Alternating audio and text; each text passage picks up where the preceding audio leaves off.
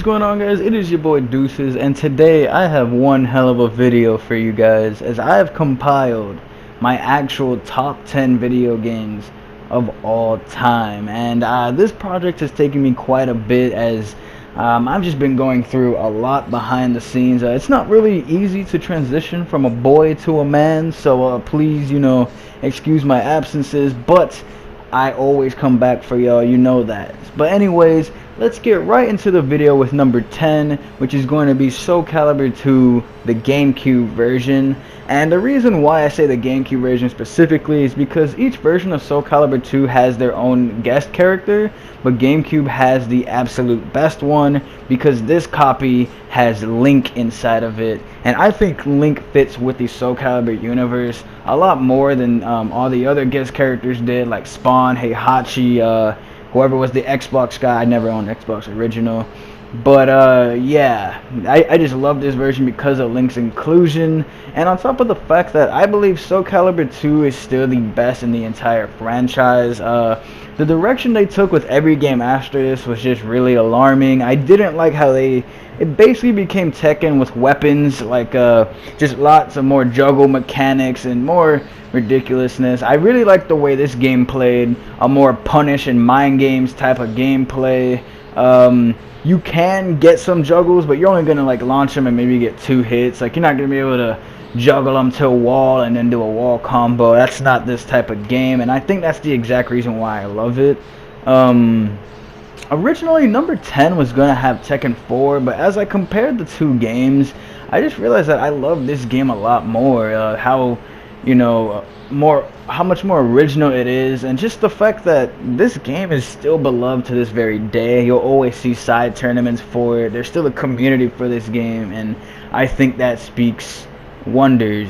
I really hope that the next Soul Calibur can be made with this type of gameplay and mindset. Like, I'm surprised they haven't, because this gameplay is probably easier to make than having to make entire juggle physics, and I said juggle, not jiggle, and just an entire whole different gameplay, which is what people don't really want. Like, I've just seen Soul Calibur 6 decline so much since its release, and only thing that keeps it really alive is licensed guest characters, and I don't like it being in that state, especially when you have a game from, when was this game made, about 2000, 2001, the early 2000s, and 20 years later you're still seeing competitive play for it. That just shows you that a great game will always be timeless.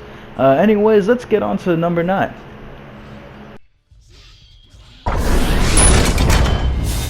Number 9 on my list goes to Nier Automata, and when I just don't think I've ever really played a game like Nier Automata.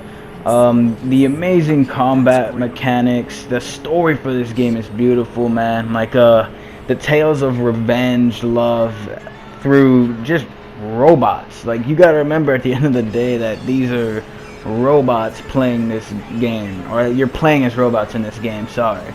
And that they're going through the motions as they're experiencing feelings, and they care for each other, and it's just absolutely insane. We see a character like 9S, who's just so innocent and nice, turn into a absolute savage as he watches his pretty much his commander, I guess you could say, but in reality his love interest. He watches her die in front of him, and that just drives him insane, which shouldn't happen. Your circuitry, your programming shouldn't allow that to happen, but at the end of the day, that just doesn't matter.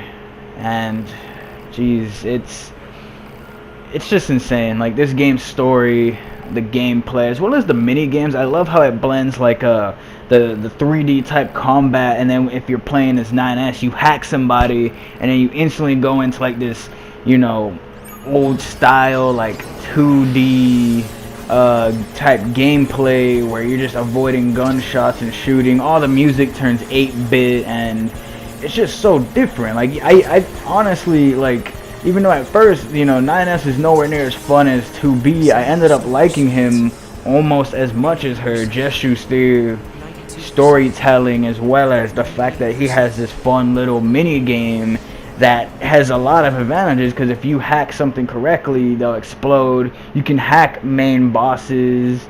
You could just do just about everything, and I just love that.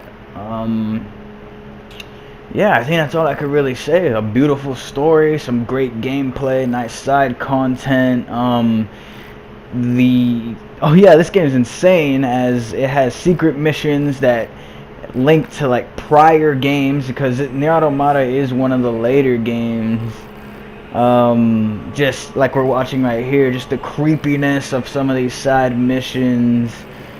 Man, like if you haven't played Nier Automata, it is just quite the experience, and I can't wait till I can wrangle myself up enough funds to go and get Nier Replicant, because I can only imagine that that game is just as good, if not better. Anyways, let's move on to number 8. Number 8 on my list is none other than the game I made a video about, calling it one of the most underrated games of all time, that being Final Fantasy 15. This game is honestly at this point my second favorite Final Fantasy, almost reaching number 1 if just I didn't have the nostalgia goggles for Final Fantasy 10. But man, this game is possibly one of the most underrated games. I will scream it until the end of time. The story of this game is kind of weird. I'm not gonna lie. Like, I can see, I've talked about this before in the other video I made, but the story in this game can be kind of weird. Like, Luna Freya is a pretty one-dimensional character. He has a better, Noctis, the protagonist, has better connections with other female characters in the game. It's quite very evident. But besides that, like, I don't think anyone really plays RPGs for the story alone, because this game goes really hard with the content. And I'm not just gonna shit on the story, because the story of Ard and Azunia is absolutely fantastic. The sacrifice, the story of just brotherhood, that's what this game really conveys to you. It's just a story of brotherhood. These 4 are brothers no matter what. Ignis will give up, or he did give, like, I'm trying my hardest not to spoil for you guys, but Ignis does something in this game that just shows you that true brothers will sacrifice whatever it takes for one another. And I just absolutely love the story, as well as the characters. This game is one of the only games where I could say the voice acting in both languages, Japanese and English, the 2 I've played it in, because I have beat this game in both languages once each. It hits in both, man. The English dubbing for this game is absolutely fantastic.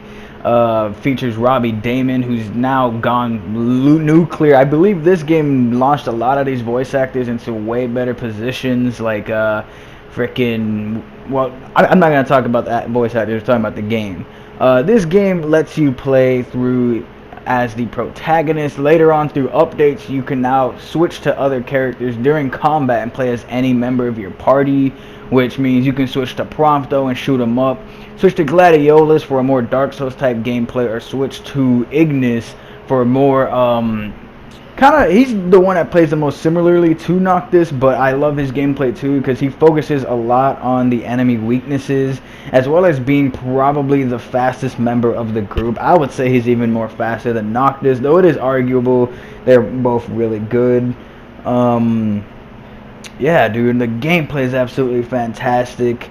This game has a driving mechanic, even though the driving isn't so free-flowing. This is a Final Fantasy, not a Gran Turismo.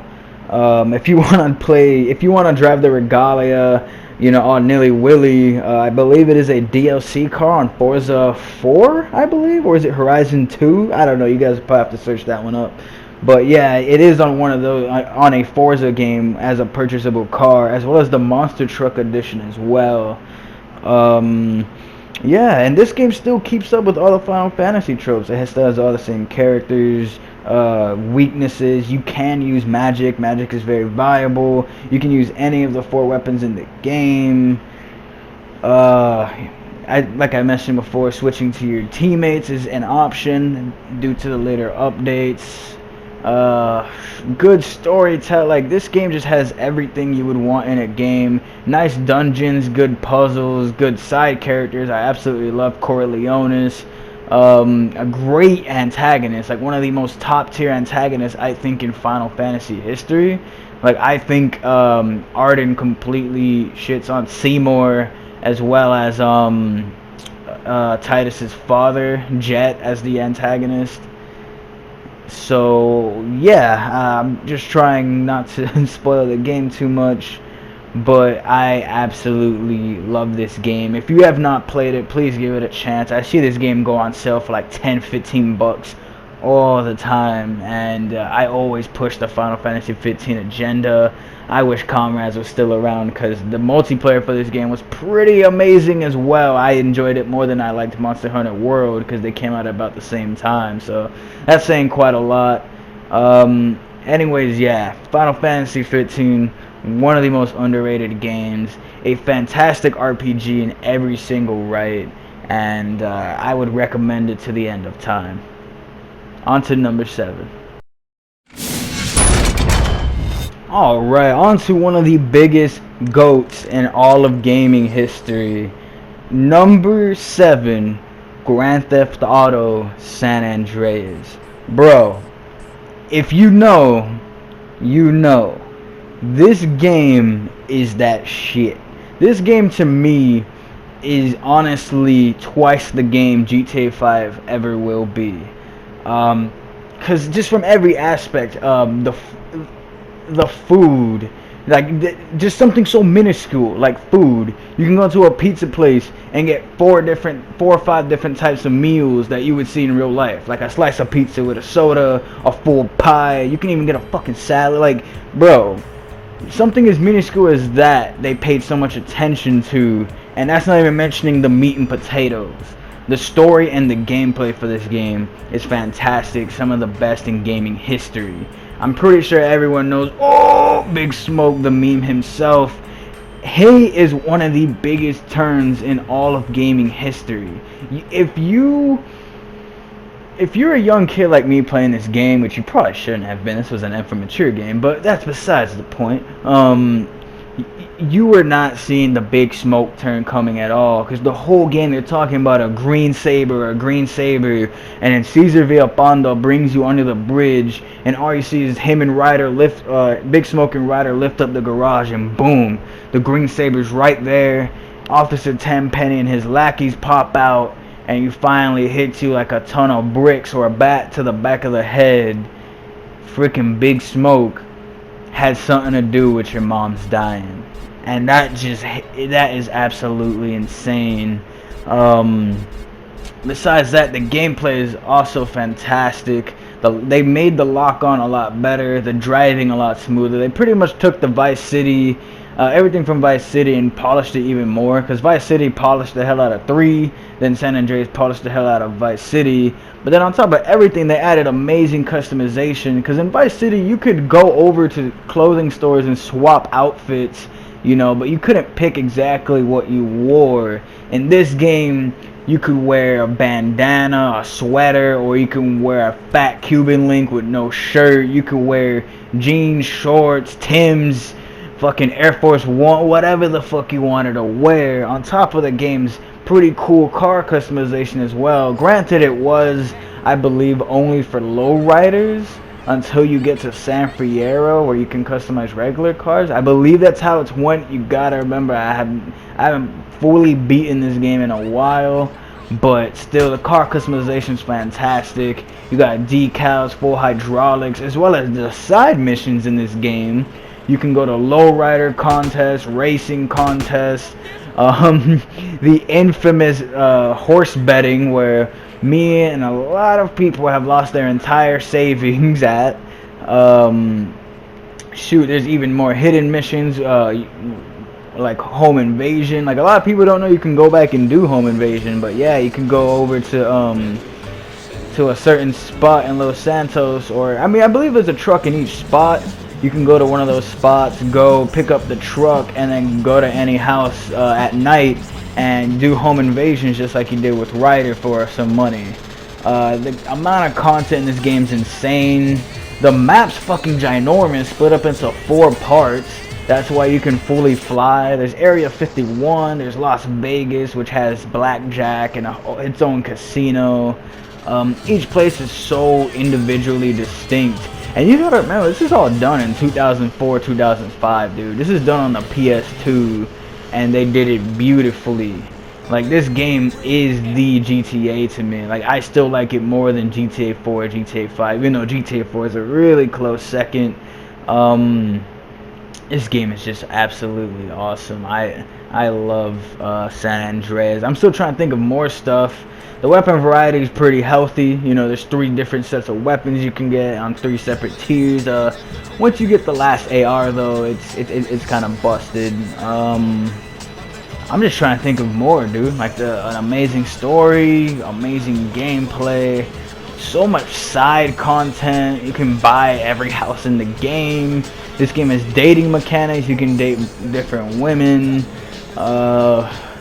Crap, dude. You can get wasted in this game, even though it's not as good as GTA 4. That's probably the only thing I'd say. GTA 4 does better wasted mechanics.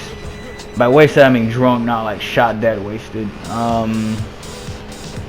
Yeah, dude. Oh, the music in this game. Bro, this game has the best music in all of GTA. So many radio stations have bangers on them. Without this game, I wouldn't be into half the music I was in. I would have no love for house music. I wouldn't know half these old 90s bangers that I do know. And, you know, this game made me cultured, I should say, I guess. Anyways, yeah, man, if you guys never played San Andreas, you guys are missing out on a lot. You know, maybe you're a youngin' who never got to play it growing up, but bro, this game's on damn near every console. If you have a PS2 emulator on your PC, you can get it free. For free. I've seen this game on sale for like $10 bucks on PS4. I bought this game as part of the Rockstar collection that came with this, Vice City, and GTA 3. I bought that whole collection for like 15 bucks, so I got it for like 5 bucks. Yeah, man, GTA San Andreas is one of the GOATest games, and the fact that it's only number 7 on this list can only tell you that this game is just, oh, I'm sorry, number 6 on this list, that this game is just overall one of the greatest of all time. A true GOAT. A true GOAT.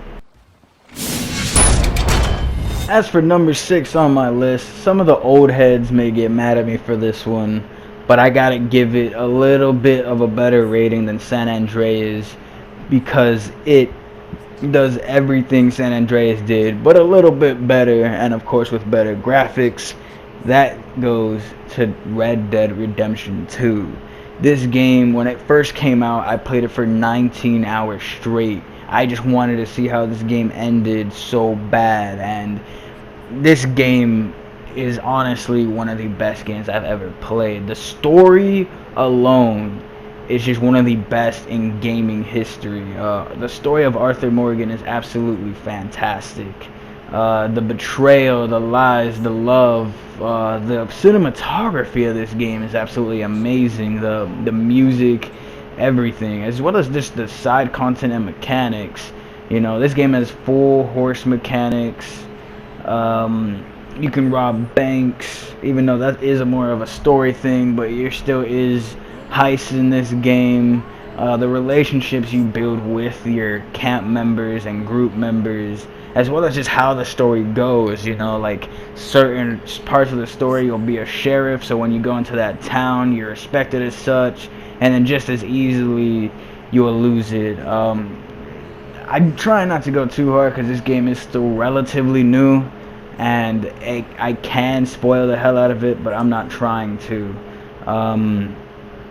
Hella side content. You can play dominoes, poker, all sorts of things. You can smuggle moonshine, steal horses, and sell them. There's so much side content to make a little bit of side money. A main story, as well as being a whole entire prequel to the amazing first game of Red Dead 1. The after story in this game, you get to play as John Marston, as well as that leads straight into where we go with Red Dead 1.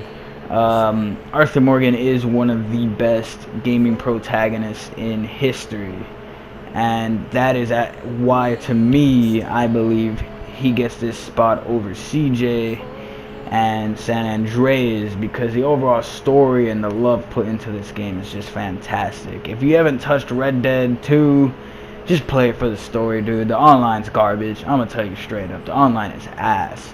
But this story by itself just makes it absolutely worth it.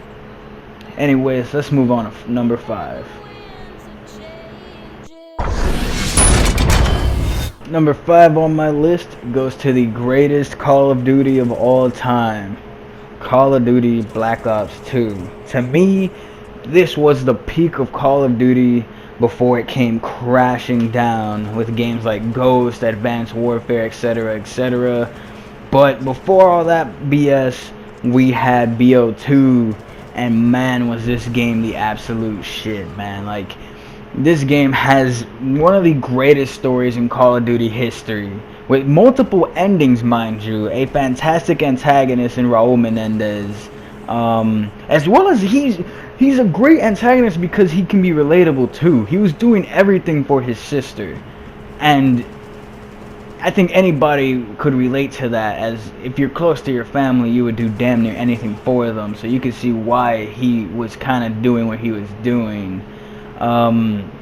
Story mode aside, this game has the absolute best multiplayer. Every gun in this game is absolutely great, and it goes for so many different play styles, unlike Ghost, where you were using literally the MTAR Vector, or frickin' BO3, where you were using God, what was it, the MSMC, no, that's this game, the VMP, and then when that got nerfed, you jumped to something else. Like, pretty much the cycle of COD multiplayer now, where everybody uses damn near the same 2 guns. Like in Ghost, you use Remington, MTAR Vector, you know, whatever you use in the newer CODs, because I barely play COD nowadays. I'm not gonna front with you.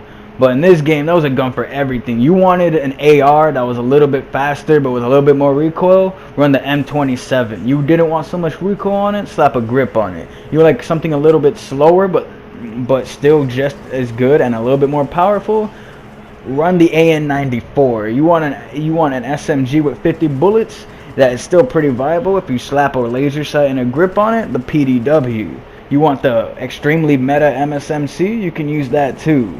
You want a gun that's fast? The Vector. Like, dude, I'm telling you, every gun in this game's multiplayer was viable in multiplayer. Like, it wasn't just the same 3-gun formula. You can use whatever you want.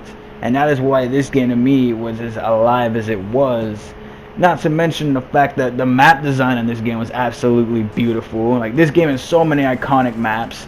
Raid, fucking damn, I can't remember right now because I've been recording like 5 different games, but you guys know, if you know, you know, this game is iconic. Raid, frickin' Nuketown, the one with the yacht where you can go under the levels. I'm sorry, I frickin' haven't played this game in years. I don't own a 360 anymore.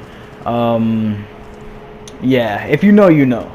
And not just that though, not just that, there was also the DLCs that gave us the Peacekeeper, one of my favorite guns of all time in Call of Duty, as well as amazing multiplayer maps. And on top of everything, this game had the absolute best zombies. And I know people are going to say, Transit was ass. Transit was very innovative. Transit was innovative. You may not have liked it, but it was something new at the time and out of the formula and something to play. You could still play all of the maps that were in Transit as individual zombie maps if you wanted, as well as the fact that the DLCs ended up including every old map from BO1 and World at War, and newer maps that, you know, some were kind of but you know, the older maps coming back were cool. Die Rise Can Die in a Hole.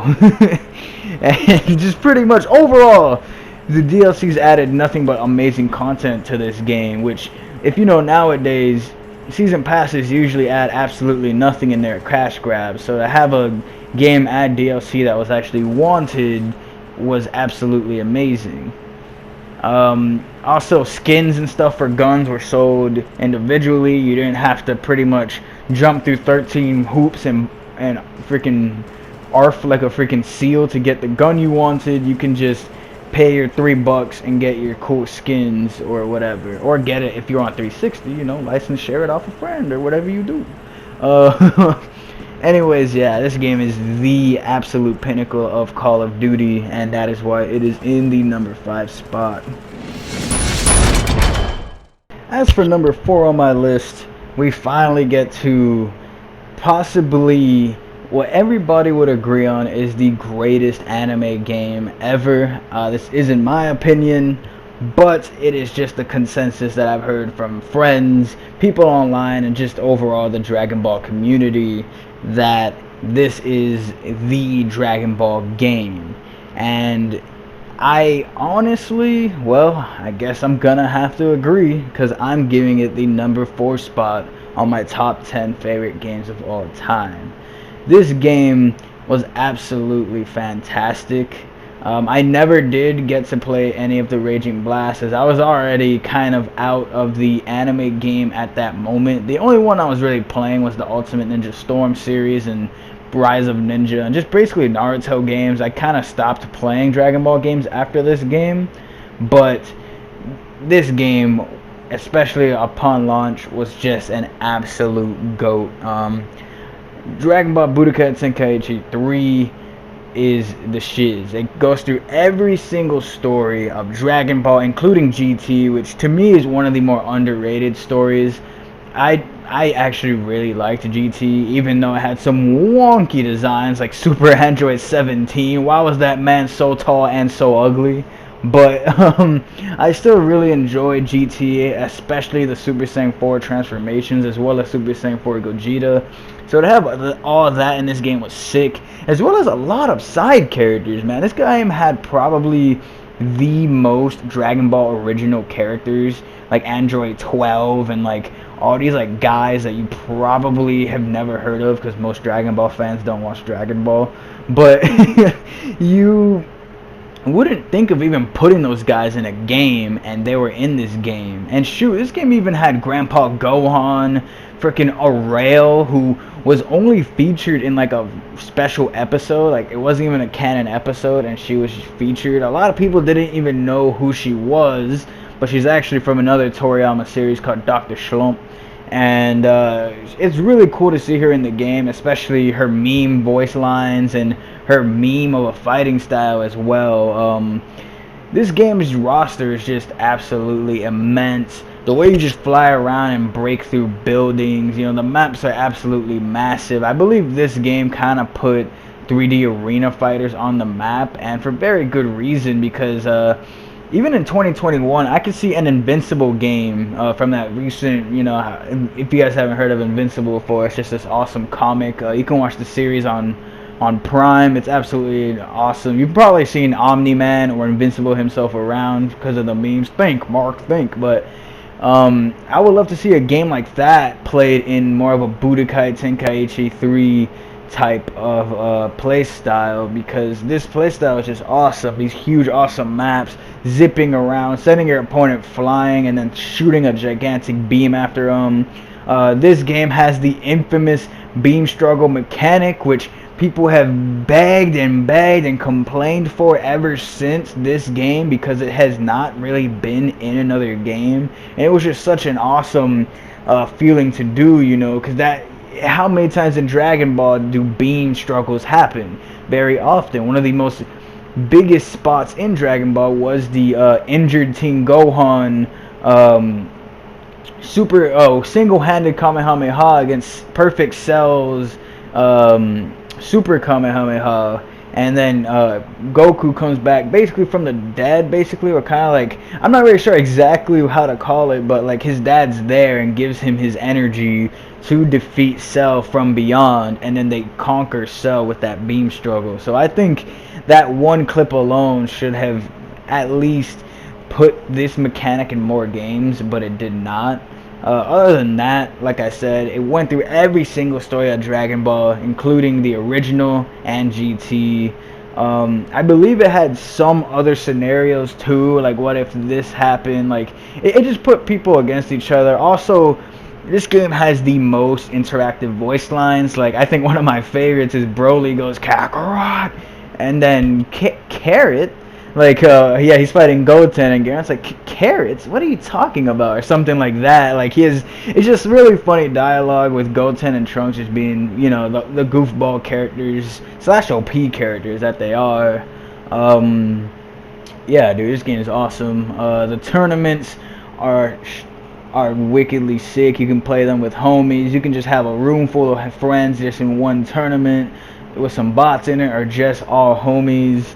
You get the Yamcha challenge. You get team battle that has, you know, you pick your slew of teams and you just go at another person with them, or you could have, you know, get more creative with it.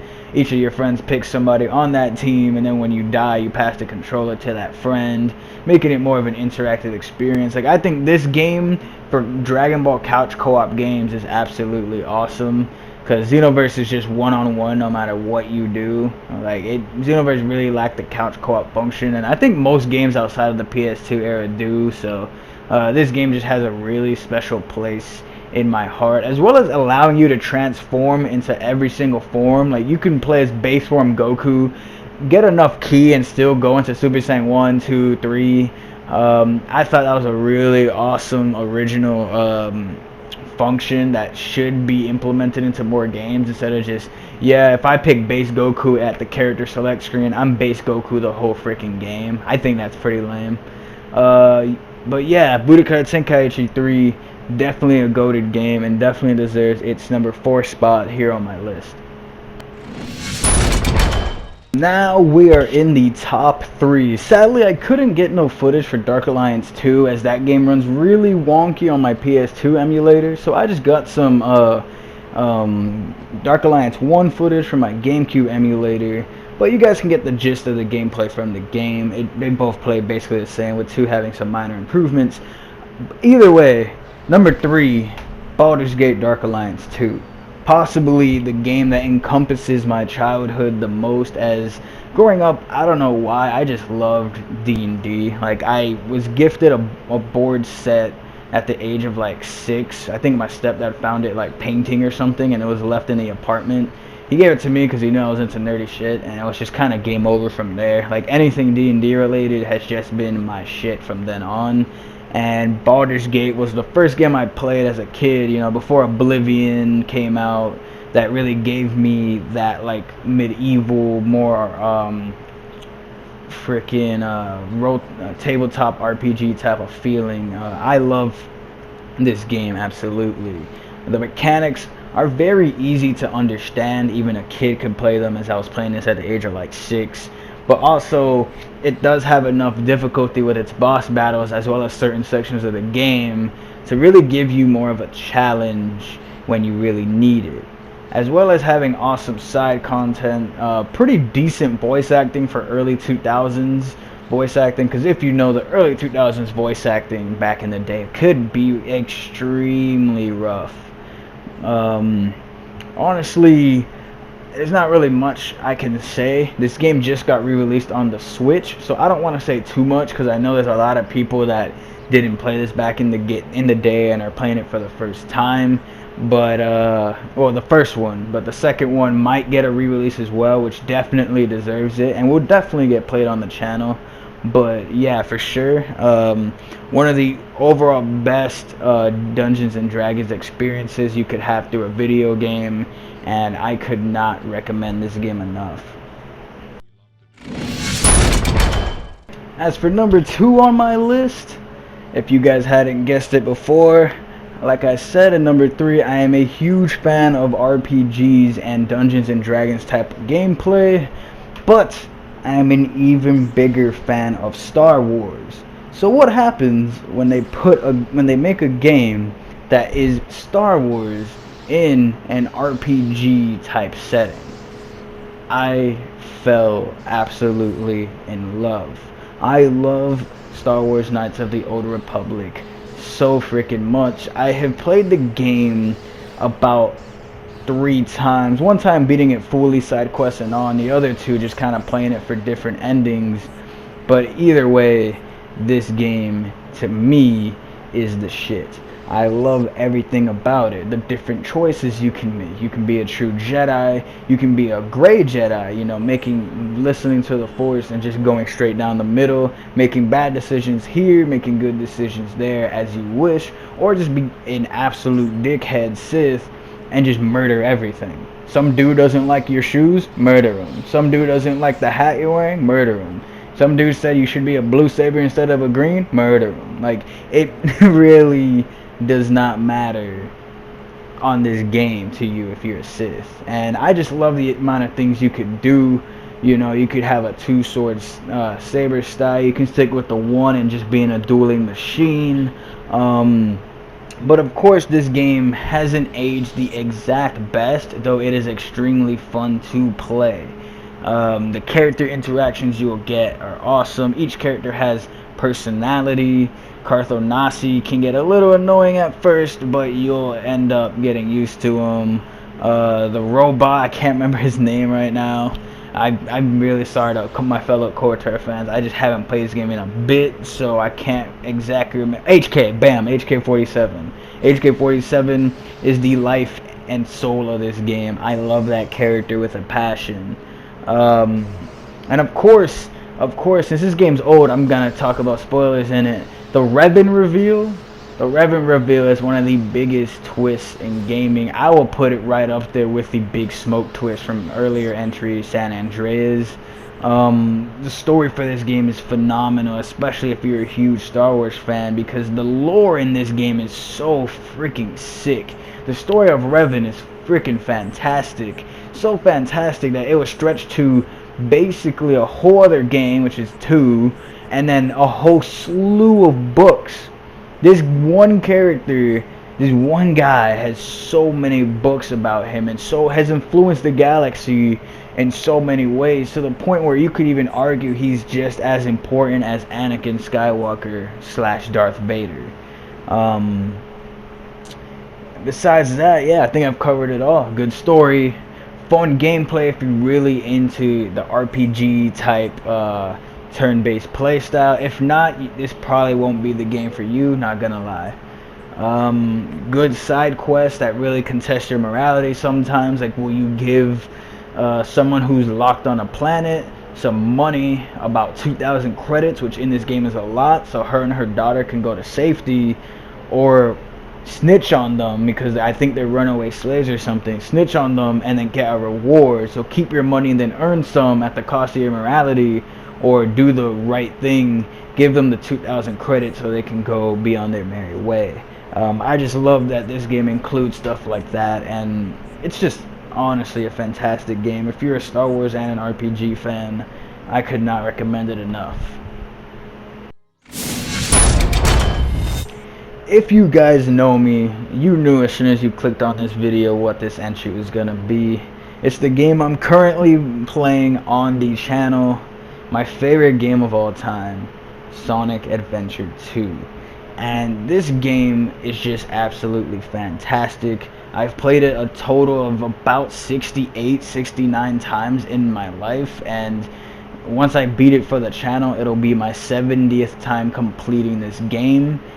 And the sad part is, it will not be my last. Like, I absolutely love this game. The momentum style gameplay is just so thrilling. I love the music, I love the maps, except the later maps. Oh, and also fuck Crazy Gadget. Hashtag fuck Crazy Gadget. Just, this game is the peak of Sonic to me. The characters are the most like themselves to me in this game. I feel like they lose a lot of character in the later games, especially Shadow the Hedgehog, who goes from one of the most nuanced characters to just what everybody memes him to be, a crazed edgelord that's bent on revenge. Just the inclusion of the new characters in this game, like this was the first game that included Shadow and Rouge the Bat, two characters that are sick. If you guys don't know, Shadow is my favorite character of all time. I love Shadow the Hedgehog. His map Radical Highway is one of my favorites, and it's just Like, I can just go on about this game forever. I might make a separate video just going on about why this is the best Sonic game, but let me just tell you why this is just a great video game overall.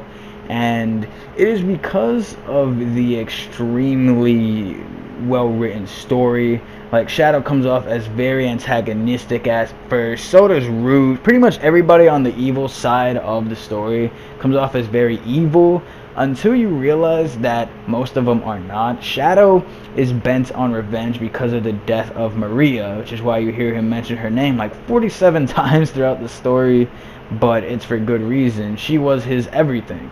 You know, like, he was a lab rat, a lab experiment, and she was the only one who treated him like a human, or as, you know, something not created in a tube.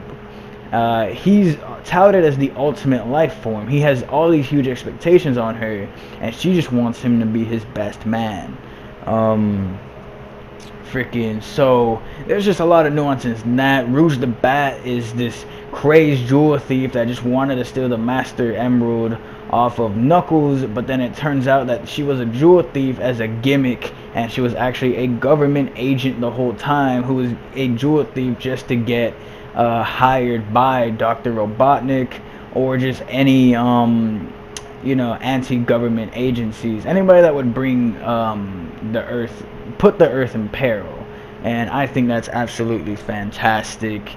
Also, another thing that a lot of people don't talk about in this game is Tails truly comes into his own form. If you watch the old 90s animes, Tails was always just dick riding Sonic, and he still kind of does in this game. Like, he has a death note, Sonic, but, you know, we don't talk about that. Like, especially later, towards the later parts of the game, he really comes into his own person, and it's really awesome to see Tails doing shit on his own because he wants to do it, and he wants to benefit the team in his own way, not just kind of sitting around waiting for Sonic to tell him to do something, which was awesome for Tails' character growth, and something we haven't really seen from Tails like that until, I think, Boom, which is pretty crazy to say. Also, the multiplayer aspect of this game is fantastic. You can play every single map in this game multiplayer, including treasure hunting, as well as the mech shooting, as well as racing. Even though the racing is pretty dry in this game, like, you would be better off playing Sonic R, or I guess the newer Sonic All-Stars Racing, or whatever it's called. But yeah, man, like, this game just has so much content. Oh my god, I almost forgot the Chow Garden. The Chow Garden in this game got a major upgrade from Sonic Adventure 1. You can make so many different types of Chow. You can make Hero Chow, like a Sonic or Shadow Chow. You can make an Absolute Evil Chow, which grants you access to basically Chow Hell. I don't know what's the technical name for it, but I think we all know it's basically Chow Hell. Then if you make an All Good Chow, you get into Chow Heaven. As well as the side games, Chow Racing, Chow Boxing, which is honestly one of my favorite to see, just two little Chow just box the shit out of each other. As well as if you train them in kickboxing, they just become Huarong from Tekken, and it's just awesome and hilarious to watch. Like, I've spent thousands of hours in the Chow Garden, and with many more to come. Like, when I say that this game is the perfect Sonic game, it is the perfect Sonic game, and for me personally, I just think it is the perfect game, period. You want to play with friends, you can do that. You want to play one-on-one through the story, you can do that. And there may not be too much replayability, except for the fact that if you want to get good at getting faster at the stages. Like, people think replayability means, oh, different choices, you can make different this, but in a game like this, where it's all speed and momentum, replayability stems from just wanting to do better, wanting to collect all the rings, get an A rank, trying to perfect the game, getting all A ranks so you can get Green Hill Zone, which is in the game in a 3D format. It's just locked behind unlocking every single emblem in the freaking game. If you have the patience and the drive to do it, it can be done. I think that's enough glazing Sonic Adventure 2. Like I said, I could be here a whole other hour. I may make another video about this topic, but anyways, I think that was enough. Almost 45 minutes, dude. I think I need a big old cup of water. Anyways, this has been your boy Deuces. If you guys enjoyed, please like, comment, and subscribe. And if you guys have any more top 10s, top 5s, or just want me to go into a deeper dive on any of these games, please don't be afraid to comment down below. This has been Deuces, and I'll catch you guys next time.